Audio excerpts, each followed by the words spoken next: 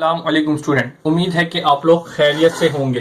बेटा पिछली वीडियो अच्छी खासी लंबी बन गई थी, तो लादा 2014 तक हम लोगों ने एमसीक्यूज कर लिए थे। दो किस्म में आए हुए हैं, चैप्टर नंबर 9 के अंदर आए हुए हैं। ठीक है, तो लादा अब हम लोगों ने 2015 को स्टार्ट करना है। ठीक है, तो इसको स्टार्ट करते हैं। जो ब्लैक मार्कर से सर्कल है उसको आपको पता है वो किस में आए हुए हैं, चैप्टर नंबर हमारे 9 के अंदर आए। तो 2015 मैंने यहाँ पे हेडिंग डाल दी है। अब 2015 के अंदर जोन से एमसीक्यूज आए उनको मैंने ब्लैक मार्कर से सर्कल किया, तो उनको सोल्व करते हैं। 2015 है, सबसे पहला पार्ट जो है क्वेश्चन नंबर 11 जो है एमसीक्यू उसको मैंने सर्कल किया, यानी कि चैप्टर नंबर 9 का है। इसमें कह रहा है if a vector A B are perpendicular then A dot B किसके बराबर होंगे। तो ये वाली बात मैंने आपको पहले भी समझाई थी, इधर भी समझा देता हूं कि ए डॉट बी ठीक है किसके बराबर होंगे जब ये इन दोनों के दरमियान क्या हो। ये एक दो क्या कह रहा है, फिर से पढ़ A dot B are perpendicular. ठीक है, तो सिंपल कह रहा है ए वेक्टर ए है और दूसरा वेक्टर ये है, तो एक दूसरे से क्या बना रहे हैं, परपेंडिकुलर। परपेंडिकुलर का मतलब होता है 90 का एंगल बना रहे हैं एक दूसरे से। तो ये बताइए किसके बराबर हो जाएगा। तो सबसे पहले ए डॉट बी का फॉर्मूला आपको याद होना चाहिए। ए डॉट बी बराबर होता है magnitude of A magnitude of B multiply by cos theta. ठीक है, तो परपेंडिकुलर का मतलब क्या होता है कि एंगल कितना होगा यहाँ पे, सिंपल मैग्नीट्यूड का एंगल कितना होगा यहाँ पे 90 होगा, तो कोस 90 आप निकाल लें। तो पिछली वीडियो में मैंने बताया था मैग्नीट्यूड कितना होता है, कोस 90 कितना होता है, कोस 90 होता है 0। तो 0 को मैंने इनसे मल्टीप्लाई किया तो मेरे पास 0 ही आएगा। तो ए डॉट बी किसके बराबर आएगा, 0 के बराबर आएगा, सिंपल। तो आपने 0 को आंसर को टिक कर देना है। तो 0 कहाँ है, अच्छा जी ये रहा लिखा हुआ 0, ये रहा, दिस इज राइट आंसर। ठीक है, चलें जी अब चलते हैं पार्ट नंबर 12। पार्ट नंबर 12 में मुझे क्या कह रहा है उसको जरा पढ़ लेते हैं। पार्ट नंबर एफ में कह रहा है मैग्नीट्यूड ऑफ ए वेक्टर का मैग्नीट्यूड मालूम करना है, सिंपल। तो चलें जी कर लेते हैं, इतना आसान है। ए वेक्टर क्या दिया हुआ है, अब वेक्टर खाली मैग्नीट्यूड दिया, ए दिया हुआ है, ए वेक्टर है, A vector is 1 minus under root 3 minus under root 5। ठीक है, ये दिया हुआ है आपको। तो बेटा सबसे पहले अगर आपको मुश्किल लगती हो अगर सबसे पहले आईजे की फॉर्म में कर ले ताकि आपको आसानी लगे। पहले आई आ गया, दूसरे के साथ जे आ जाएगा, ठीक है, और तीसरे के साथ के आ जाएगा, सिंपल।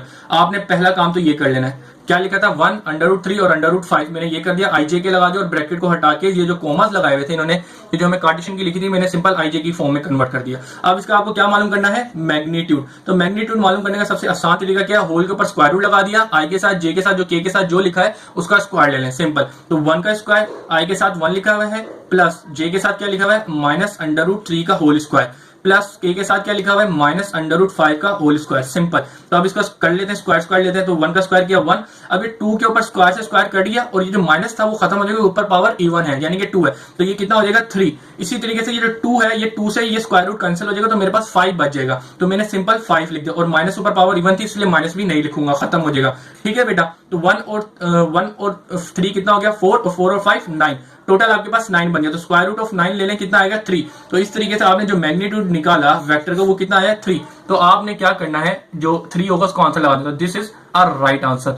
ठीक है, तो 3 को आपने आंसर कर देना है। इस तरीके से 2015 के अंदर और कोई भी ब्लैक सर्कल नहीं हुआ हुआ तो इसका मतलब वो चैप्टर नंबर 9 के नहीं है। तो अब हमने 2016 के करने हैं। ठीक है, तो 2016 के करते हैं एमसीक्यूज। तो 2016 के लिए नया पेज ले लेते हैं, इसके ऊपर लिख भी देते हैं कि 2016 में कौन से एमसीक्यूज आए हैं वो देख लेते हैं। 2016 में जो स्टार्ट हो रहे हैं वो पार्ट नंबर 3 है।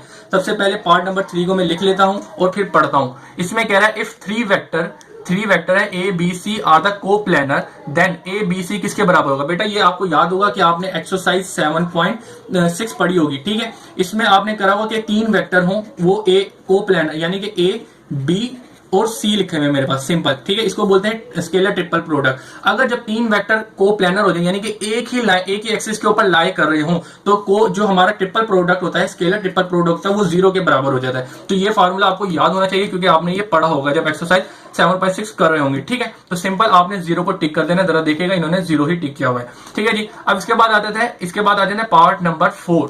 पार्ट नंबर 4 एक बेटा आपका इंपॉर्टेंट चीज है। इसके अंदर क्या करना है, डायरेक्शन ऑफ कोसाइन करने। ठीक है, तो direction of cosine of dash vector. तो बेटा बड़ा ही आसान है ये। सबसे पहले आपको एक वेक्टर दिया हुआ है, इसको मैं बोल देता हूं आर, आई लिखा हुआ है, आई प्लस जे और माइनस के, सही है। अब इसका बोला डायरेक्शन ऑफ कोसाइन मालूम करके बताएं। तो सबसे पहले आपको पता नहीं डायरेक्शन ऑफ कोसाइन क्या होता है, कोस अल्फा, कोस बीटा और कोस गामा, सही है। ये डायरेक्शन ऑफ कोसाइन होता है। अब इनके फार्मूले क्या होते हैं, basically X upon magnitude of R, Y upon magnitude of R और Z upon magnitude of vector यानी कि। तो लिहाजा सबसे पहले आपको क्या करना है, इसके अंदर आपको पता है x क्या होता है, i के साथ लिखा होता है, i के साथ क्या लिखा हुआ है 1, सिंपल। और इसके बाद इसी तरीके से y क्या होता है, j के साथ जो लिखा होता है उसको बोलते हैं 1, y j के साथ जो लिखा होता है उसको y बोलते हैं। तो बेसिकली 1 लिखा है तो मैंने 1 लिख दिया। k के साथ जो लिखा हुआ है उसको z बोलते हैं, तो k के साथ -1 लिखा हुआ है तो मैंने -1 लिख दिया। लेकिन डोमिनेटर के अंदर बेसिकली आपको इसका मैग्नीट्यूड मालूम करके देना है, मैग्नीट्यूड डिवाइड करना है, ठीक है। तो सबसे पहले आप मैग्नीट्यूड इसका चले मालूम कर लेते हैं हम। तो मैग्नीट्यूड मालूम करने का सबसे आसान तरीका, i के साथ जो लिखा है उसका स्क्वायर प्लस कर दें, y के साथ जो लिखा हुआ है, j के साथ जो लिखा है उसका स्क्वायर और k के साथ जो लिखा हुआ है उसका स्क्वायर कर दें। -1 लिखा तो मैंने -1 का स्क्वायर कर दिया। 1 का स्क्वायर 1, 1 का स्क्वायर 1 और -1 का भी स्क्वायर 1 होगा, माइनस खत्म हो जाएगा क्योंकि ऊपर पावर इवन है, स्क्वायर थी, ठीक है। चलें जी, अब 1 और 1 टोटल 3 हो गया, ठीक है। इस तरीके से आपका मैग्नीट्यूड निकल के आ गया। तो लिहाजा आपको डायरेक्शन ऑफ कोसाइन मालूम कर लेंगे, x divided by magnitude of r। तो मैग्नीट्यूड ऑफ r क्या निकला है, √3 और √3 इसके नीचे भी डिवाइड कर देंगे और √3 इसके नीचे भी डिवाइड कर देंगे। तो लिहाजा आपका जो डायरेक्शन ऑफ एंगल बने उनको एक तरीके से अगर लिख दें तो 1/√3 बना, 1/√3 बना और -1/√3 बना। तो this is direction of cosine. Basically cos alpha cos beta cos gamma, तो इनको सीधा करके लिख दें। तो जरा देख लें ये क्या लिखी हुई है, तो जरा देख लेना जो टिक मारा, पहला वाला प्लस, दूसरे वाला प्लस, तो तीसरा वाला माइनस होना चाहिए। तो यही चीज है, तो इन्होंने भी इसी को टिक मारा, तो दिस इज राइट आंसर। बाकी देखेंगे तीनों गलत है, ठीक है। इस तरीके से 2016 के भी जो एमसीक्यूज हैं वो हमारे कंप्लीट होते हैं, क्योंकि इसके अलावा और भी कोई ब्लैक कलर से सर्कल नहीं हुआ हुआ, ठीक है। तो अब हम 2017 के करेंगे एमसीक्यू। तो 2017 के एमसीक्यूज करते हैं, चलें जी आ जाए। तो 2017 की हेडिंग डालते हैं सबसे पहले।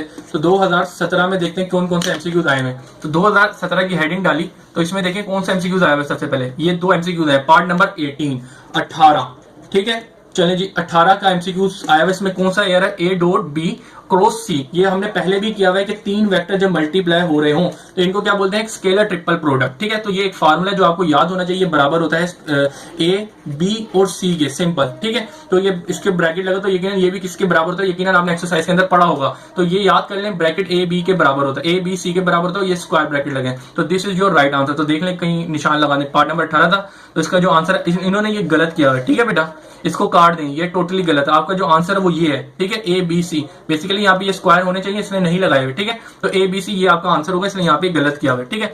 चलें जी, अब हमने कौन सा करना है, अगला 19 पार्ट नंबर 19 के अंदर हमें क्या कह रहा है, if A, B are perpendicular then A.B क्या होगा। बेसिकली आपको A.B मालूम करना है, तो A.B का फॉर्मूला भी पता होना चाहिए। तो A.B वेक्टर किसके बराबर होते हैं, A.D बराबर होता है magnitude of A, magnitude of B multiply by cos theta, ठीक है। परपेंड इसने क्या बोला है, A.B के एक दूसरे के परपेंडिकुलर है, ठीक है। तो परपेंडिकुलर का मतलब क्या होगा, एक दूसरे जो एंगल बन रहा होगा, परपेंडिकुलर का मतलब होता है ये एक दूसरे से इस तरीके से परपेंडिकुलर है, यानी कि इन दोनों के दरमियान में 90 का एंगल बन रहा होगा। तो 90 कितना हो जाएगा, एंगल जो हो जाएगा वो 90 पुट करूंगा, सिंपल। तो आपको क्या करना है, कोस 90 लिखना है यहाँ पे। तो कोस 90 किसके बराबर होता है, 0 के बराबर होता है, ठीक है। तो आपने क्या किया, 0 लिख दिया। अब ये 0 मल्टीप्लाई होगा इनसे, तो ये मल्टीप्लाई होगा 0। तो A.B कितना बना, 0, जब आपका एंगल परपेंडिकुलर है तो आपका आंसर होगा 0। तो आपने सिंपल क्या करना है, 0 पे टिक कर देना, दिस इज राइट आंसर, ठीक है बेटा। इस तरीके से 2017 के एमसीक्यूज होते हैं कंप्लीट। अब हम करेंगे 2018 के।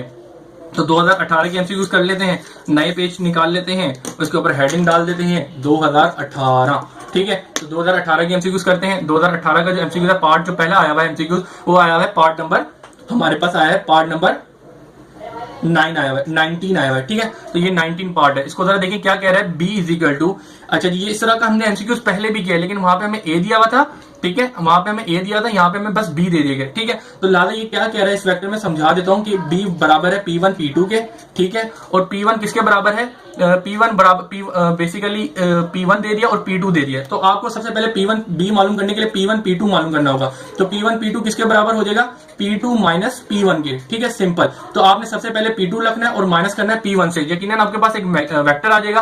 फिर उस वेक्टर का आपने मैग्नीट्यूड लेना है। तो मैग्नीट्यूड आपको ये पता है, हमने बिल्कुल वही वैल्यू दी है, तो √11 आ जाएगा। ये चीज हम सॉरी अंडर ये 3 आ रहा है, चलिए इसको सोल्व करके दिखाई देते हैं क्या चीज आ रही है हमारे पास, ठीक है। तो आप करते हैं, सबसे पहले P2 लिखा है, तो P2 वेक्टर क्या है मेरे पास, -3, 1 और 2 लिखा हुआ है इसने, ठीक है। P और -2 लिखा हुआ है, ठीक है, मैंने माइनस कर दिया। इसके बाद माइनस लिखा है, फार्मूले का माइनस, और P1 करना है। तो P1 कितना दिया हुआ है, P1 मुझे दिया हुआ है इन्होंने सिंपल 100 सिंपल। अब क्या करेंगे, पहला पहले से, दूसरा दूसरे से सब्ट्रैक्ट कर देंगे, सिंपल। तो 3 में से 1 चला गया, 2 बचा, 1 में से 0 गया तो 1 बचा, -2 में से 0 चला गया तो -2 सिंपल बच जाएगा। अभी आपके पास क्या निकल गया, वेक्टर B, लेकिन आपको इसका मैग्नीट्यूड मालूम करके देना। मैग्नीट्यूड मालूम करने का सबसे आसान तरीका क्या होता है, I के साथ लिखा था उसका स्क्वायर, J के साथ जो लिखा होता है उसका स्क्वायर, और K के साथ जो लिखा होता है उसका स्क्वायर, सिंपल। आपको पता है, इसको अगर मैं I J की फॉर्म में लिखूं तो पहले के साथ I आएगा, दूसरे के साथ J आ जाएगा, जाएगा और तीसरे के साथ क्या आ जाएगा। ठीक है, इस तरीके से मैंने कर दिया ताकि किसी बच्चे को मुश्किल हो तो वो समझ ले रहा हूँ उनसे। अच्छा जी, अब जरा देखने क्या होगा, 2 का स्क्वायर किया 4, 1 का स्क्वायर किया 1 और 2 का स्क्वायर किया तो मेरे पास 4 ही आएगा और माइनस खत्म हो जाएगा क्योंकि पावर इवन है ऊपर। तो सिंपल इसको करें 4 और 1 5, 5 और 1 4 9। तो आपका जो मैग्नीट्यूड निकला वो कितना निकला, स्क्वायर रूट ऑफ 9 करेंगे simple 3। This is your answer. तो मैग्नीट्यूड आपका 3 आया, तो आपने ये इसके ऊपर टिक कर देना है। ठीक है, ये मैंने गलत कर दिया था गलती से। ठीक है जी, चलें जी, अब अगला करते हैं। अगले चीज में मुझे क्या कह रहा है कि आपको यूनिट वेक्टर मालूम करके देना है। तो यूनिट वेक्टर मालूम क्या कह रहा है, unit vector of a vector R is equal to, सही है। तो ये देख लेना है, पार्ट नंबर 20 में मुझे यूनिट वेक्टर बोला हुआ है R is equal to 2i plus j minus a। ठीक है, इसका यूनिट वेक्टर मालूम करना। तो यूनिट वेक्टर मालूम करने का फार्मूला जो सबसे पहले क्या होता है, vector divided by magnitude of vector. तो वेक्टर तो आपको दिया है, सबसे पहले मैग्नीट्यूड मालूम करना है। तो मैग्नीट्यूड मालूम कर लेता हूं सिंपल, i के साथ क्या लिखा हुआ है उसका स्क्वायर, j के साथ जो लिखा है उसका स्क्वायर और k के साथ जो लिखा हुआ है उसका स्क्वायर मैंने सिंपल कर देना है। ठीक है, अब जरा देखेंगे 2 का स्क्वायर किया 4, 1 का स्क्वायर किया 1 और माइनस 1 का स्क्वायर किया, मेरे पास पॉजिटिव 1 आ जाएगा सिंपल। तो ये कितना बन गया, 4 और 2 6 बन जाएगा। मैग्नीट्यूड कितना आ गया, √6। ठीक है, अब सिर्फ इस फार्मूले के अंदर मैंने पुट कर देना, मेरा यूनिट वेक्टर निकल के आ जाएगा, vector upon magnitude of vector. Simple, vector क्या निकला है, ये दिया हुआ है 2i प्लस j माइनस के डिवाइडेड बाय मैग्नीट्यूड √6। आप चाहें इसको इस तरीके से भी लिख दें। ठीक है, यानी कि यूनिट वेक्टर दिया हुआ है 2i प्लस 6j माइनस के अपॉन √6। ठीक है, आप इसको इस तरीके से भी माना जाएगा, लेकिन आप अगर चाहें, क्योंकि आपकी जो एमसीक्यूज में दिया हुआ है बेसिकली इस तरीके से दिया हुआ है, ये √6 जो है इसको साइड पे कर देंगे तो आपके पास 2i प्लस j माइनस के बचेगा सिंपल। ठीक है, तो इस तरीके से आपका जो है वेक्टर है निकल के आ जाएगा, ये आपका आंसर हो जाएगा। ठीक है, ये अब जरा देख लीजिए टिक किया हुआ इन्होंने, हाँ ये देख लें 1 upon √6 multiply by 2i plus i j और माइनस के। तो सिंपल देखिएगा वही बना √6 2i प्लस j और माइनस के। सिंपल आपने इसको टिक कर देना, this is your right answer. इस तरीके से 2018 के भी होते हैं खत्म। अब हमने करने 2019 के एमसीक्यूज। तो 2019 के एमसीक्यूज करने हैं, तो 2019 के लिए हम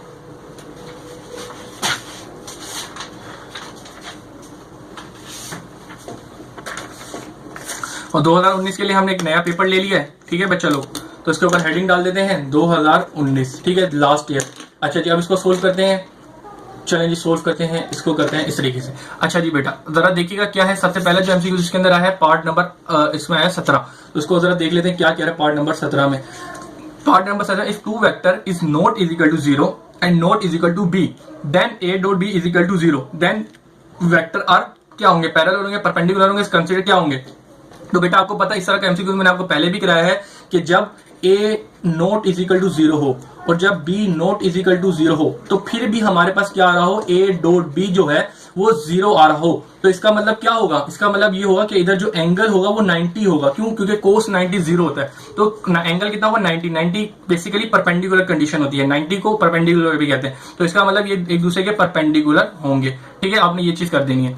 चलिए जी, अब अगले चीज आ जाए। अगले चीज में कह रहा है position vector of a point p x y z। अच्छा जी, अब जरा यहाँ पे आप एक चीज समझ लीजिएगा बेटा, यहाँ पे क्या होगा हमारे पास, यहाँ पे पोजीशन वेक्टर की बात की है। सबसे पहले आपको पोजीशन वेक्टर पता होना चाहिए, पोजीशन वेक्टर होता क्या है। पार्ट नंबर हमारे पास जो है 18 के अंदर, पार्ट नंबर 18 में कह रहा है ये y एक्सिस होता है, ये x एक्सिस होता है। पोजीशन वेक्टर बोलते हैं एक ऐसा वेक्टर जो ओरिजिन से स्टार्ट हो रहा हो। ठीक है, तो लिहाजा इसको मैं o कह दूंगा और ये जो पॉइंट दे रहा होगा x y और z, ठीक है बेटा, इसको मैंने p कह दिया। तो लिहाजा आपको पता है किसी भी वेक्टर के अंदर जो दो चीज होती है उसको हम p बोल देते हैं। ठीक है, OP बोल देते हैं सिंपल। तो लिहाजा अब आप यहाँ पे ये मुझे बताएं कि ये चीज बनेगी position vector of a point P, यानी कि वो किससे स्टार्ट होता है, ओरिजिन से स्टार्ट होता है। तो इसको हम इस तरीके से कह सकते हैं, यानी कि इनके दरमियान में OP कह देंगे और ऊपर ये वेक्टर का निशान डाल दूंगा। तो सिंपल इसको मैं जो पोजीशन वेक्टर है उसको इससे रिप्रेजेंट करते हैं OP से। क्यों, क्योंकि इसका जो स्टार्टिंग पॉइंट होता है वो O से होता है, ओरिजिन से। ओरिजिन पे सारे पॉइंट 0 0 होते हैं। ठीक है बेटा, तो लिहाजा ये बराबर जगह OP है, तो इसको भी आपने यहाँ पे ये